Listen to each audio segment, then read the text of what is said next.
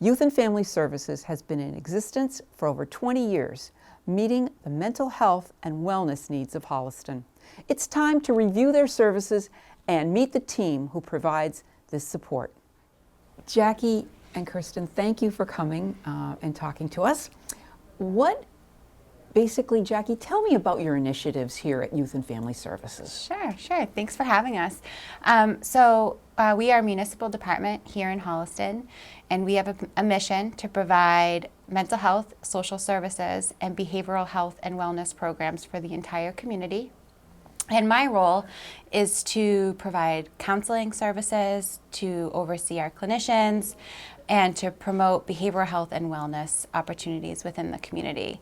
And our current initiatives include counseling services and groups, and also other initiatives that we're doing in the community that focuses on prevention programming. Can you give me an example of prevention programming, for instance?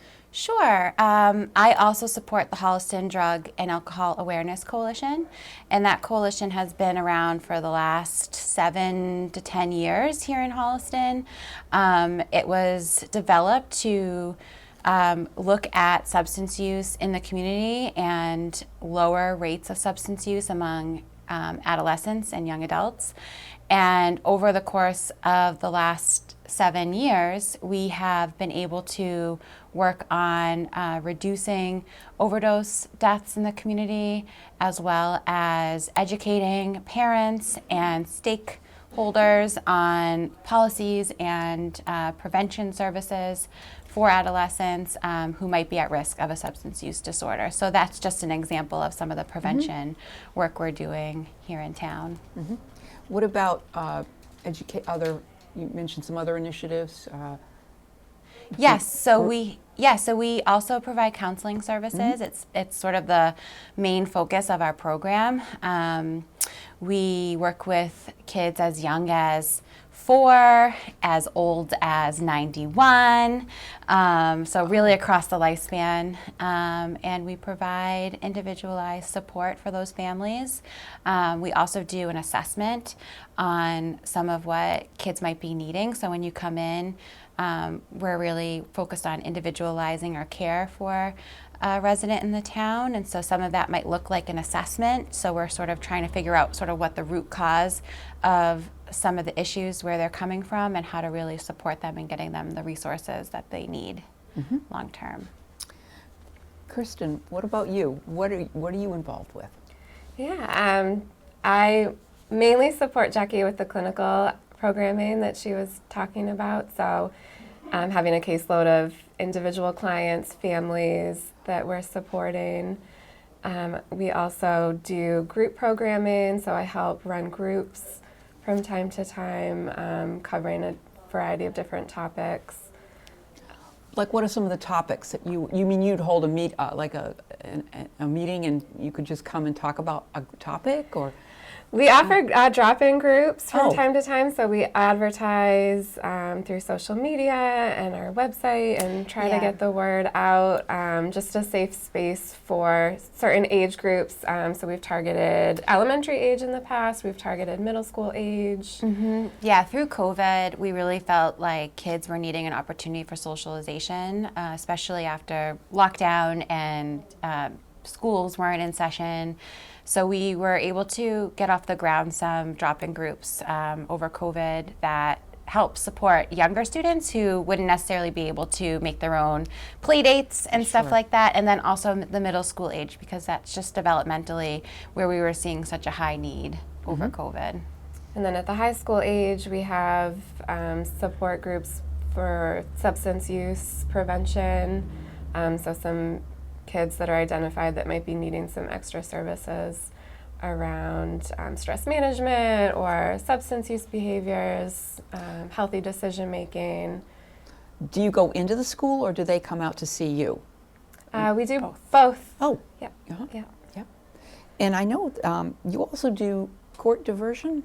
Yes. Tell me about that. Yes, court diversion is a partnership that we have with the Middlesex District Attorney's Office, where they identify juveniles and young adults who could qualify to go through a diversion program, and then at the successful completion of the diversion program, their charges are dropped. So it's a way to divert them out of the criminal justice system so that it's not following them and then affecting their lives later on down the road. It's about a 6-month program where they would meet with us for an assessment, and then based on the assessment of what we feel like they're really needing to address the issues, it might be individualized. So it might include individual counseling, it might include group counseling, or a combination.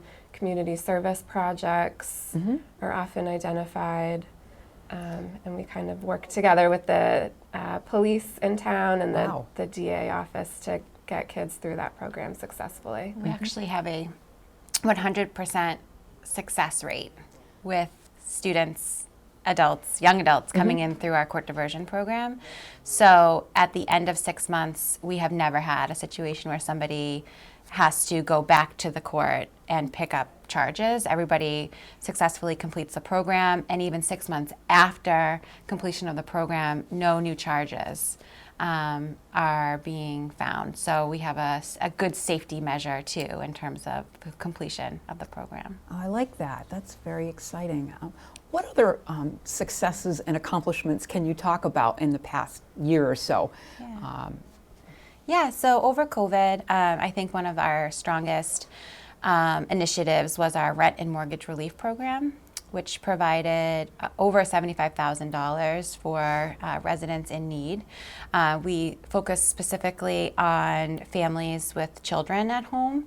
So we went through the school department and we marketed it through them, and I think 98% of people who accessed our rent and mortgage relief program also had dependent children at home. So when you think about, the stressors over COVID, financial stressors, and some of the negative outcomes that can come from that, I feel really proud of the work that we were able to do to support families financially over COVID to help reduce any negative health outcomes that could have come from that stress. What is the Community Action Fund, and how do you work with them? Yeah, so the Community Action Fund is a committee of volunteers in the town of Holliston that came together and are really invested in supporting the community. And they do fundraising events, and through donations are able to give that money back to residents in need. They use our program as a way to keep everything anonymous. So any resident who's suffering a financial hardship or like an emergency financial situation can reach out to our office and work with us. We'll help them either access those funds through the Community Action Fund or connect them to other financial support resources that we are aware of in Holliston or the surrounding towns. And then we are able to go to the Community Action Fund and request that money without giving away any private information. And we can be that kind of go-between so the residents feel safe and supported. So much of what you do is making connections between people in need and other areas. It's kind of stunning for me to just take it in, what all the areas that you guys have to work with, Right. To get referrals and to get to your needs. Right. I think most families would tell you that by the time they reach us, they have tried everything. They are exhausted from the mental health system in terms of getting resources for themselves, calling providers, trying to get their children into services. So we really see ourselves as a bridge and a hand to hold and a safety net until those services can become available for families. Suppose I need your services. How can I access them? Are you around 24/7? Well, we are in our physical offices 24/7. Right. We are very responsive. So email us, call us. There's plenty of ways to reach out to us. You can go through your son or daughter or child's guidance counselor to get to us. But quite simply, people can just call us directly. Wow.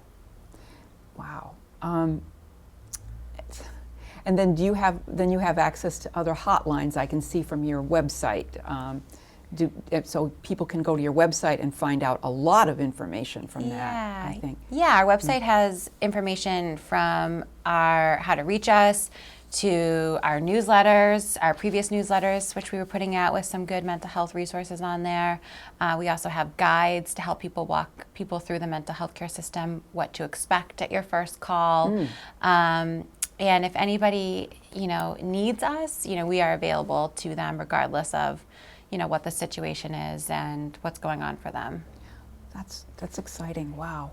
So what are the current challenges for the Holliston community and youth and family services? What are you looking at now? Yeah, it's been very busy because of the need that's out there right now. I would say that our biggest challenge is just being a staff of two and needing to divide and conquer at times.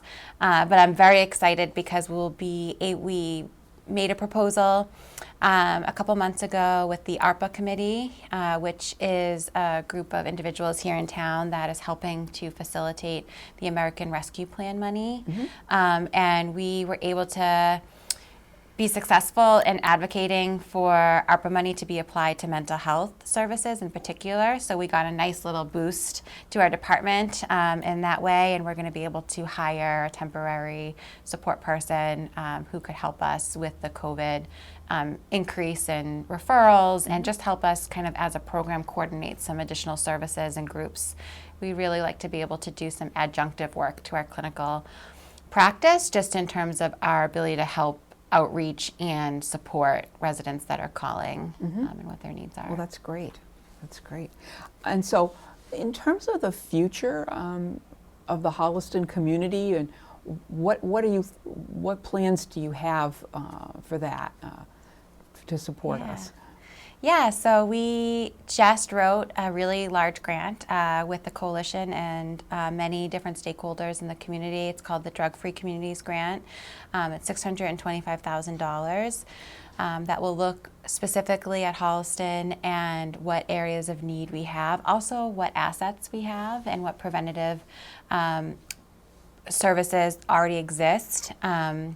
And with that money, we'll be able to hire a certified prevention specialist who will take some of our data and implement a strategic action template for us in terms of our prevention work in the community. So kind of more of a macro focus. Yeah, so that would be good for planning for the future Yeah. instead of just kind of doing it day to day. Yeah, Right. that's going to give us a lot of good information as to, what are the schools seeing, what is the police department seeing, what is youth and family services seeing. So it's just going to kind of connect everybody in a way that will be very streamlined and intentional, and will give us something to work off of in terms of what's needed out there. And it's not just substance use, it also looks at mental health and health disparities and root causes of those issues, what might be contributing to some of those issues that we're seeing. What would you like people to take away and know about youth and family services? I want people to know that we're here and we are such good listeners, and that there is nothing wrong with reaching out and just saying, I don't know where I need to start. 9 out of 10 times that's where people land. They know something's not right, but they just don't know what. And so we can help figure that out with people. I would agree with everything that Jackie shared, and just that we understand the challenges that families go through. We understand the challenges of trying to access care through the mental health system, and we can support and really meet families where they're at, whatever they're going through. That's great. Thank you so much. Thank you for coming. Youth and Family Services is located at 1750 Washington Street. For Heartbeat of Holliston, this is Chryso Lawless.